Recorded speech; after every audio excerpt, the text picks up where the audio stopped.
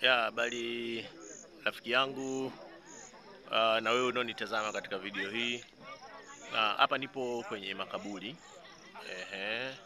Na nimechukua video hii ili tuweze kutafakari wote kwa pamoja na kuweza kujiuliza. Haya majengo unayoyaona nyuma yetu ni makaburi. Au tunasema shamba la wafu.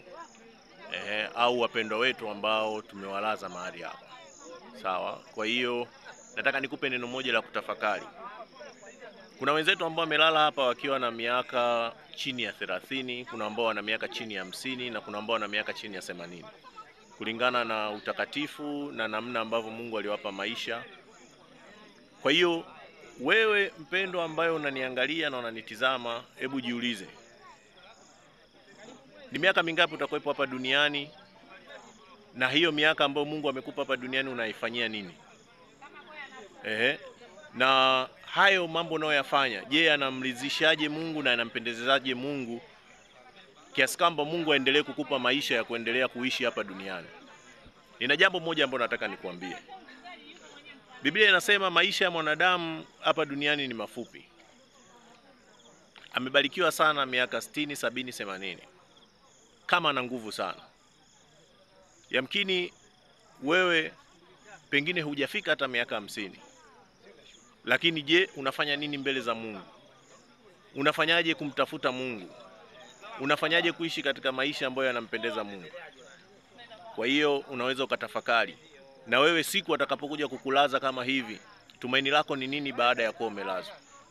Je, unatazamia kufufuliwa kwa wafu na wewe utakuwepo?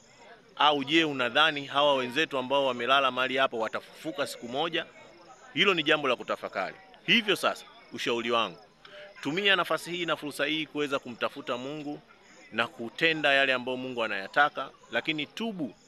Kama kuna mambo ambayo umefanya yampendezi Mungu, huu ndio wakati wake. Tubu, na sisi sote tuweze kutubu, tubadilike na tuweze kumpendeza Mungu.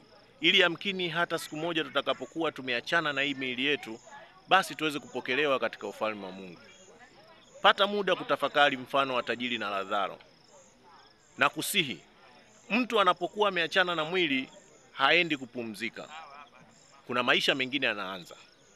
Na haya yanatuonyesha kabisa katika mfano wa tajiri na Lazaro wakati alipokuwa ametengana na mwili.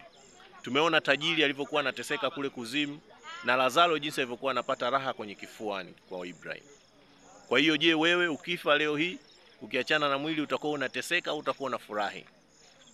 Hivyo tumia muda huu kumtafuta Mungu na kujua ufalme wake ili nasi tuweze kupata uzima huu wa milele na tuweze kumtukuza Mungu na kufurahi kwa baraka ambazo atakayotuachia.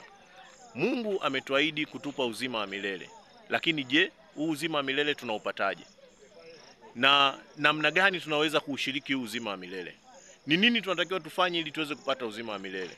Ndio maana Biblia inatuambia, utafuteni kwanza ufalme wa Mungu na haki yake, na hayo mengine yote mtazidishiwa. Kumbe kuna umuhimu wa kutafuta ufalme wa Mungu. Na ufalme wa Mungu tayari upo duniani. Lakini je, unajua hili? Basi tumia nafasi yako, tumia hekima yako, tumia akili yako kuanzia sasa kumtafuta Mungu na kutafuta ufalme wake, ili nasi tuweze kuishi milele kama jinsi Mungu alivyokuwa amekusudia. Asante kunitazama, naendelea kutafakari hili jambo na tuweze kubadilika siku zetu zote.